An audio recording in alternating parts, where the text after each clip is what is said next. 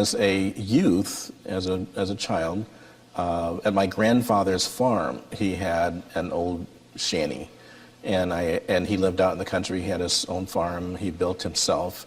And I think everyone had a shanty. And that's where you tossed all your tools, scrap wood, firewood, coal, and everything. But when we would spend weekend or a week, 1 week there during the summer, I used to love going in there and digging through the whole pile of nails and screws and just hammering away and creating away.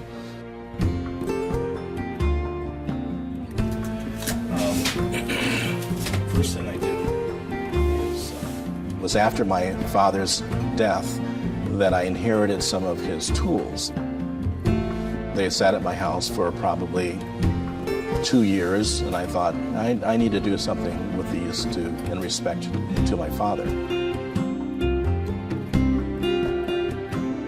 So I started to make a box, just a square box. And I found out quickly how difficult it is to square up something that's typically square. And then it became a challenge. And once I accomplished that challenge to square up a box, then I accepted the next one and went on to the next one and the next one. And I found that I was thoroughly gratified by the starting of something and seeing something completed. Dedicating yourself to something and seeing an end product within a few days or a few weeks.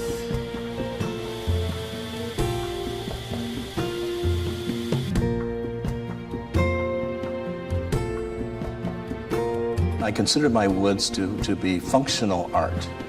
There are some items that are beautiful and you put them on a shelf and you enjoy them. But my art pieces I like for people to touch. I like for them to touch as frequently as possible. When the jewelry boxes, keepsake boxes, things like that, I like to think in my head that people are going to those every day and taking something out, putting something in. The coffee tables, the end tables, they're looking at, they're seeing, they're putting things on. They're functional art pieces. Then there are others that are just wonderful pieces of art that you want to look at, that you don't necessarily want to touch, but I like to consider mine functional.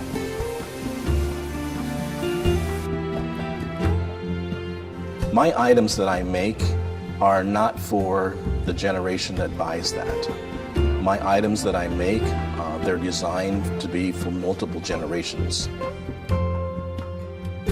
I know I will not be around to see that, but I would be very gratified to know that the person who bought that item plans to pass that down to their grandchildren and their great-grandchildren, and will be in equally as good of condition as when they purchased it.